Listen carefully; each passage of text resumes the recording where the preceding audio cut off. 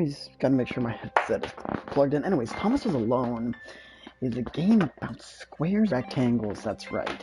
Predominantly rectangles, very importantly rectangles. I think that's sort of what distinguishes the game as its own, besides the fact that it has bomb music. What happened to my computer? It died. Okay. Well, that is an entirely different issue. Anyways, let's start with Thomas Was Alone.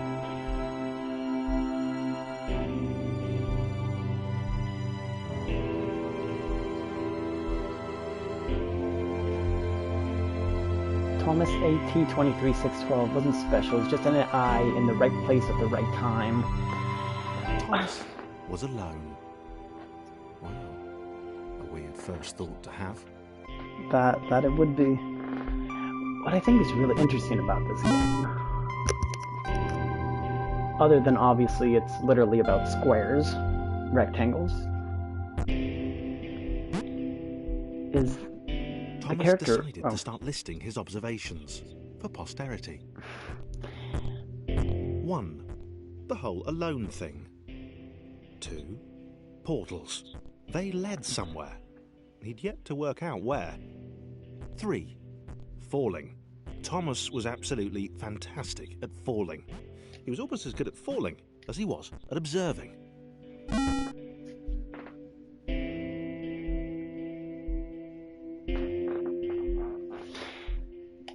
Okay, interesting. Thomas couldn't fall past this block. Think, damn it, think. What if there was some kind of inverted fall? Some way to... what's the word? Jump. I feel like I can't talk. He keeps talking. Big jump. But Thomas noted there was no real danger in missing it. The world didn't want him to fail here. It was pushing him, but gently. But it characterizes rectangles as people. This all seemed a little dangerous. The world was not to be trusted. It was unstable, and it seemed to Thomas that it could let him down at any moment. He was starting to suspect... Oh, he says something, and I don't actually know what it is now because it stopped. I could technically go back to that level, but at what cost? Thomas wondered whether the portals were actually taking him anywhere. He felt like he was making progress, but there wasn't really any way to know. He seemed to be moving predominantly up and to the right. What is up? Why? Which might, or might not, be important. I feel like there's something up there, but what is it? Like... it'll harass me always. It might have... Thomas could have sworn the world was becoming more complicated. It always seemed to be one step ahead of his skills. It had been designed just for him. He wondered why. Was the world testing him? No. Too obvious. I love his accent, but I just love accents in general. Too obvious. Something about the boiling, toxic, glowing water intimidated Thomas. He didn't like it. He certainly didn't want to swim in it. He made another mental note. 4. Water. Not good. To be avoided. Not good. To be avoided.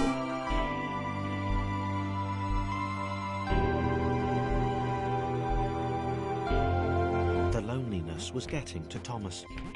No amount of observation or obsessive note-taking could combat that. No! Thomas!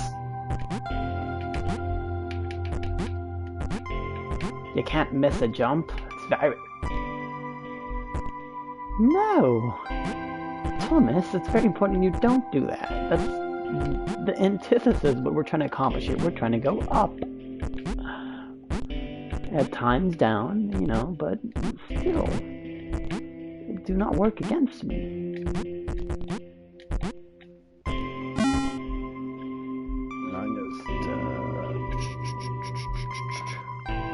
Thomas had a new theory. The world was training him. He could feel himself getting smarter. There was the mental list to consider. Over the minutes and seconds since his spontaneous generation, he'd become a pretty skilled jumper. I think it's very... He was evolving. He just wished he had someone to share it with. It's a very sort of interesting line for me anyways, at least from a game design standpoint, where a game is designed to have you learn as you progress, and I'm doing a shoddy job right now, but as your progression, you learn and you become smarter in the environment, which is a tenet of game design. But also in this context, it's also a way you can see the world. I don't know if I should read this. Submitted hundreds of bug reports. I told that idiot this would happen. Overlapping scripts, more than one AI was bound to be spawned into an environment at some point. Turns out I missed the point. That little error changed everything. MLG. Chris took an immediate and deep dislike to the skinny red rectangle. Who the hell did this Thomas think he was? What? And I think that's Christopher. I like Christopher. He's cute. Reminds me of myself, which is not a good thing. Fine. He wasn't the highest jumper, but he'd held his own. He'd even been graceful at times. Well, not actually technically graceful. It's probably the wrong word, but you know, fine. Teach me. There was that skinny little runt leaping about like he owned the place.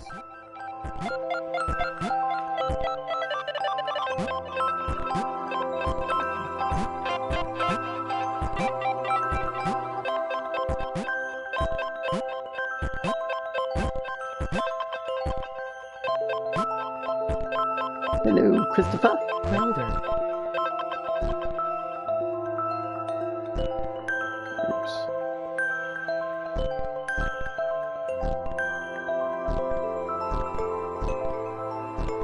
Hello.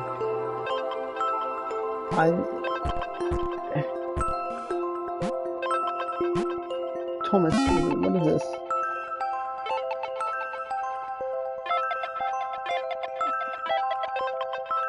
Okay, this was more like it. Thing. Only Chris could get to it. Oh, Which, I of need course, Christopher made up it here. all the more enticing. What would it do? What new opportunity might this switch open up to him? Sir. Great. Another chance for Thomas to jump slightly higher than Chris. How fortunate. Seriously, this made the whole switch pressing thing entirely worthwhile.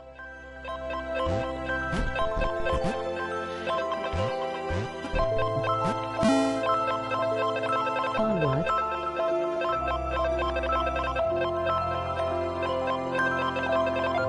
Was this good? Because on the surface, it did not seem good. Chris was pretty scared. Little Red seemed fine, happy to be on his merry little adventure. Oh no! Chris couldn't shake the feeling that things had taken a significant turn for the For the worse worst. since Thomas had joined him. Sure, he'd been able to I know who I am piggyback his too. way to ever so slightly higher platforms, but I feel like now that the dialogue's going to start getting shorter, because I can't keep this up forever. But it's interesting, I think, the dynamic between artificial creation, Chris which... stared at Thomas with pure hatred. Really, He Christopher? seemed so very happy at their situation.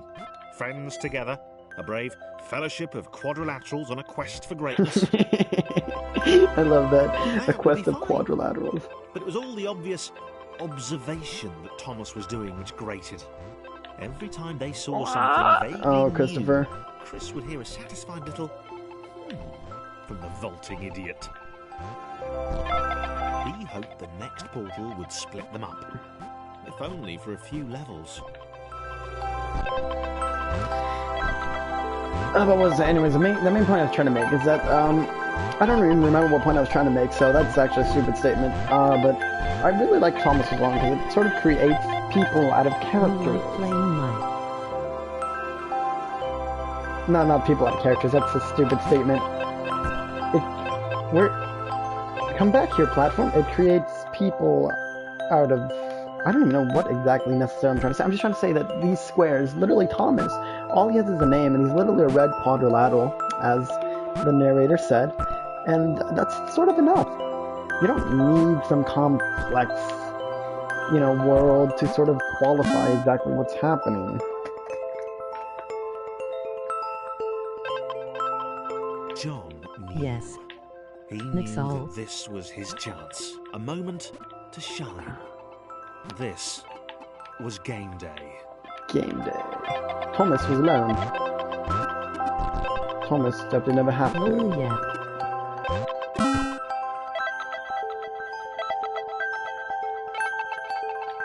This would not do. John needed room to show off his exceptional skills.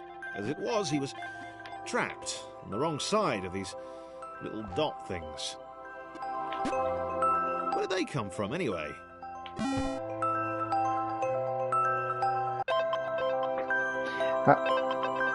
Thank you for subbing to me, Naxel. I appreciate that. I sub to you. John inhaled the air of the open space, and it smelled of awesome. Okay, can he make that? I don't Time even... to flex those muscles, to put his training to use. Time to show those little dots how it was done. Oh no.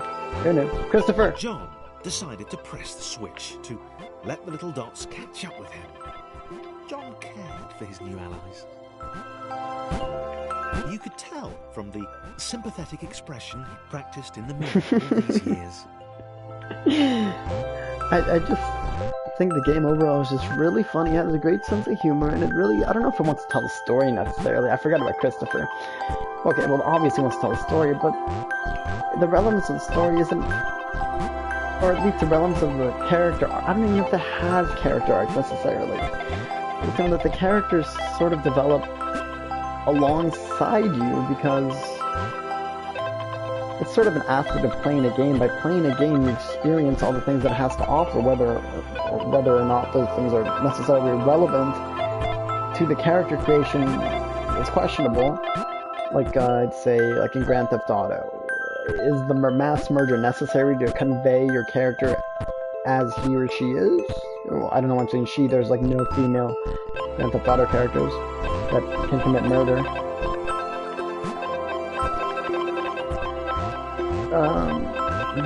Yeah, so like, dang it, Christopher. I'm just gonna stick to one point right now because I have too many, but I like the sort of extended metaphor of Thomas was alone. And so like, these are all people, right? They're all different shapes and sizes as people are, which is a very important thing. We're all different colors also.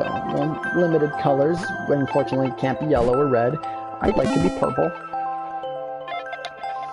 But my point is, the game sort of, again going back to the line where it talks about game design, how Thomas says the world seemed to be built for him. That's because plainly it was. This is a video game. But there's people who live life like that who think, yeah, the world was built for me. Like the saying of the religious that God will never throw anything in your life that you're not ready for. That's sort of saying that the world is designed to test me. It's never going to be more than I can handle. He felt it was important to his image that he was seen to help the little guys. But it's a part of that where it's a design, and so if the world's designed for us, if it's meant for us to sort of exist within it, then it also would follow, I reckon, that if it's designed for us, it's also designed to help people succeed around us. It's not just a solo experience, it's more than that. It's about community and finding yourself among others. Maybe, I don't know. Oh no, Christopher. Maybe that's looking too deeply into it, but also maybe that's exactly what the author wanted. I don't know. Another problem with games is they have too many authors, or designers. So really, you never know if the real message is going to get across. Thomas is not stuck. Okay.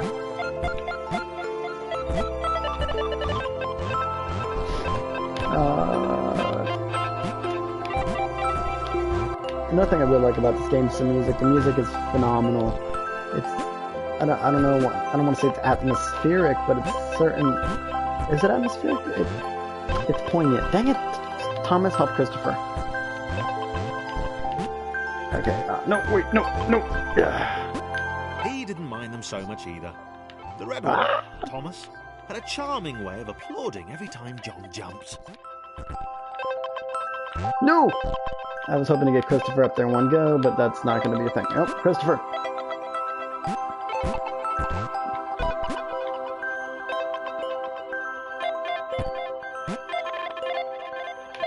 So you have to get Christopher up there, and the best way, you gotta stack him. I feel like a large part of this game is just stairs. The angry orange one was less immediately likable, but his unremitting cynicism and tutting amused John.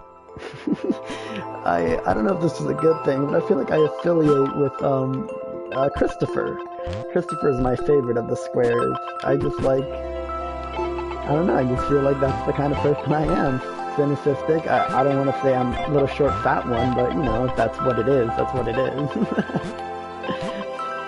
But you know, I think part of this game sort of maybe accepting realities as it is. I'm overanalyzing, but anyways, I like Christopher. Christopher for sort of being the least useful one of the group. Again, going with extended metaphor of the game, what I think is extended metaphor is that even though he's sort of pudgy and annoying and useless, he's still kind of necessary for the game to progress, especially how it's designed. This was interesting. A floating target. This would require coordination, balance, and timing. John was sure the dots would be lost, but he was happy to guide them to triumph.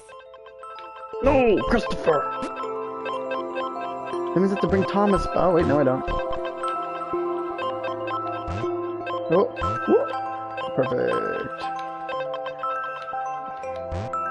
Ah! Oh, that's a lot easier, actually. I can just drop Christopher onto John, and it's much easier. Okay, and then we drop little Christopher down the pipe. That's what the dots were for. They were there to extend John's reach, to make his performance even more impressive. John liked the thought. He decided to keep them. Again, that's what I really like about this game, sort of dialogue like that, where it's just like, it's honest, it's real, and it feels truthful. The initial group possessed simple variation in size and strength. More complex configurations were inevitable. As the era spread, these variations became increasingly extreme. David Ewan, forensic programmer. So, this was how Claire would die. She knew it would happen eventually. She was rubbish at jumping, and she moved slowly. She felt a little like her continued existence was breaking some kind of natural order. The crumbling pillar was a dramatic death, she supposed. Wait, what? Claire couldn't shake the feeling that she was not, in fact, dead. It was at that moment that Claire realised she had superpowers.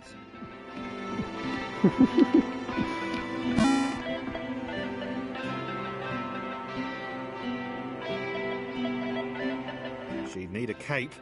There was no getting around that. You couldn't be a superhero without a cape. Claire didn't want confusion. If you saw a cape, that made matters clear. You knew what you were dealing with. Claire was all about communication. And, you know, floating in water. Which was her superpower.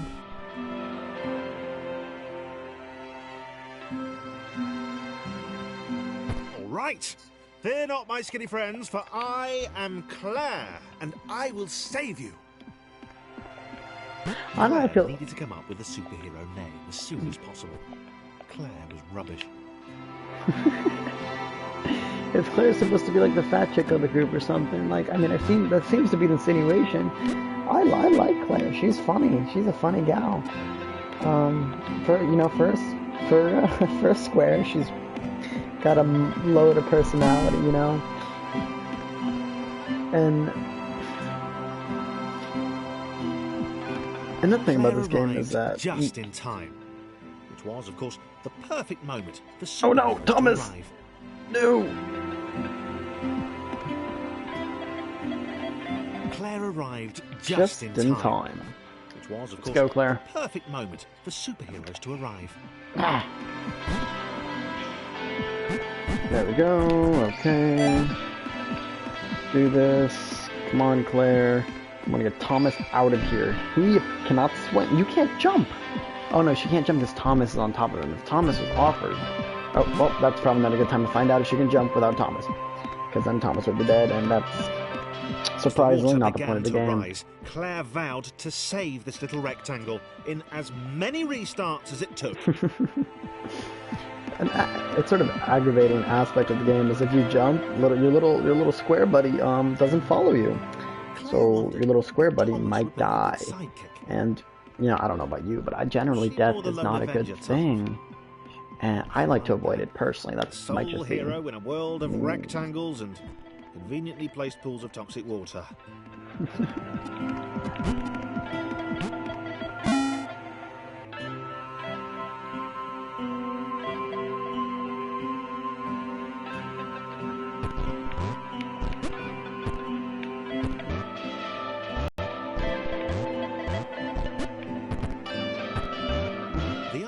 Told Claire that oh wait, no, Christopher. A bit of a fixture here.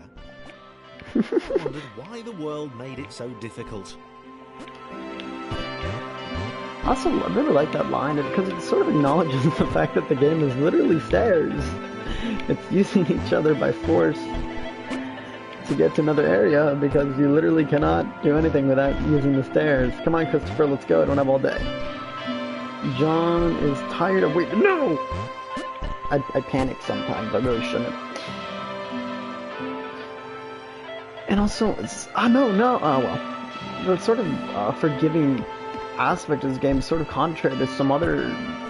I feel like it's contrary to some other games in the game industry, like such as Super Meat Boy, which if you don't play video games, Super Meat Boy